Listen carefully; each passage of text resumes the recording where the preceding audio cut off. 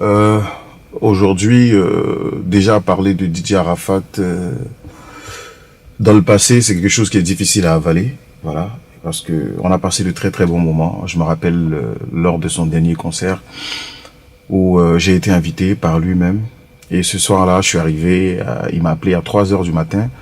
Il m'a dit, écoute frère, c'est bon, il est l'heure, viens, et puis on va faire le show ensemble. Je suis arrivé, on a eu à faire un spectacle. C'était super, super, super bien.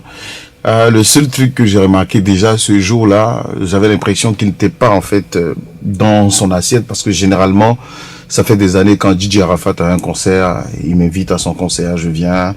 Quand j'ai un concert, je l'invite à mon concert. Mais quand on se retrouve, lui et moi, à chaque fois qu'on se retrouve, il y a un petit truc où il disait, aujourd'hui on va se laisser, tu vois un peu. Genre, on va faire un petit concours entre lui et moi. Ça, c'était comme ça partout, dans les boîtes de nuit, dans les concerts. Et ce jour-là, en allant là-bas, déjà, je savais qu'il allait avoir ça. Donc, du coup, c'est quelque chose auquel j'étais habitué, mais c'est pas arrivé. Et ça m'a un peu semblé bizarre parce que c'était pas dans ses habitudes. Mais bon, bref, je me suis dit bon, écoute, peut-être c'est le timing et tout ça. Et le lendemain, ouais, je crois le lendemain vers 19 heures, il m'a envoyé les photos de notre spectacle. Voilà, il m'a dit merci mon frère, merci pour le soutien et tout. Je t'appelle. Je dis ok, à fois c'est la famille. Je crois que c'était la fête de Tabaski, je crois. 19h, 20h par là. Et là, il m'appelle. Allô, ça va? Je dis ouais. Tu es où? Je dis non, je suis à la maison et tout. Il dit ah franchement, je t'appelle pour te dire merci parce que tu m'as montré que j'ai de l'importance à tes yeux. Tu m'as montré que je suis quelqu'un que tu aimes. J'ai dit mais écoute, m'appeler pour me dire ça c'est quoi? Toi tu sais que toi et moi tu vois c'est la famille, c'est pas aujourd'hui que on se soutient, voilà. Donc il dit non non non non non, en fait je veux que tu saches que je te porte dans mon cœur, je te porte dans mon cœur et tu m'as montré aussi que je suis important pour toi. Je dis mais c'est la famille. Il dit ok, dans tous les cas je vais faire savoir au monde entier que tu es un homme bien. De ce pas-là, je vais prendre notre photo, toi et moi, là, du concert d'hier, et mettre ça un peu en profil sur tous mes réseaux et tout ça. Je dis, ok, à fond, il n'y a pas de... Il dit, ah, d'accord. Je dis, mais toi, tu es où? Il dit, non, lui, il est en ville comme d'habitude. Je dis, ok, tranquille. Moi, je suis à la maison. C'est comme ça que il a raccroché. C'était la dernière fois où lui et moi, on se parlait au téléphone. C'était le jour J, là.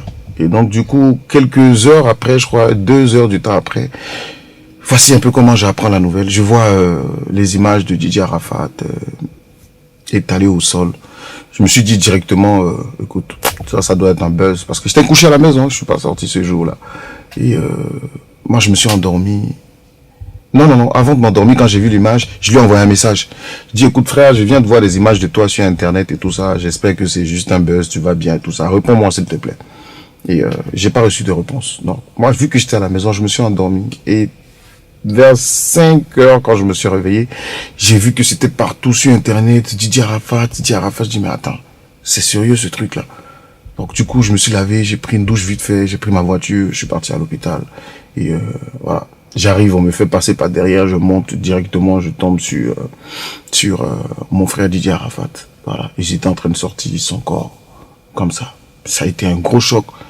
Mais un gros choc, je peux pas dire que je suis le seul à avoir reçu ce choc-là. Non, je pense que toute la Côte d'Ivoire, tout le monde entier a reçu ce choc-là. C'était trop lourd, c'était trop difficile. Voilà. Et jusqu'aujourd'hui, je pourrais pas dire que c'est quelque chose qu'on accepte. Voilà. C'est quelque chose que j'accepte personnellement. Personnellement, je me dis, souvent je suis là, je me dis, il doit être quelque part dans un pays caché là-bas. Et un matin, il va sortir, il va dire, ouais, c'est le Yoro. Vous pensez que quoi, tu vois. Mais au fond aussi, on a assisté à ses funérailles et à son enterrement. C'est une réalité. Une dure réalité. Voilà. Au jour d'aujourd'hui, il nous manque beaucoup. Il nous manque beaucoup. C'est très difficile sans lui. Le coupé décalé est là. Ça essaye de se relever comme on peut. Mais il faut dire que c'est un coup, un gros coup. On a perdu une icône, on a perdu un monument, on a perdu un artiste incontournable. Et il va falloir beaucoup de temps. Et je pense même pas qu'on arrivera à accepter ça un jour. Mais comme on dit, tout ce que Dieu fait, bon, Dieu seul sait pourquoi. Voilà. Mon dernier mot, c'est de dire que de toujours vous souvenir de Didier Arafat, parce que vous savez tout ce que Arafat a eu à faire. Voilà. Chacun a ses bons côtés, chacun a ses mauvais côtés. Moi, je retiens une très très belle image de Didier Arafat. Je retiens que Didier Arafat était quelqu'un de battant. C'est quelqu'un qui est parti de zéro pour devenir une icône de la musique africaine. Et je respecte sa mémoire, je le respecte. Didier Arafat, sache qu'on t'aime, on t'aime et on t'aimera toujours.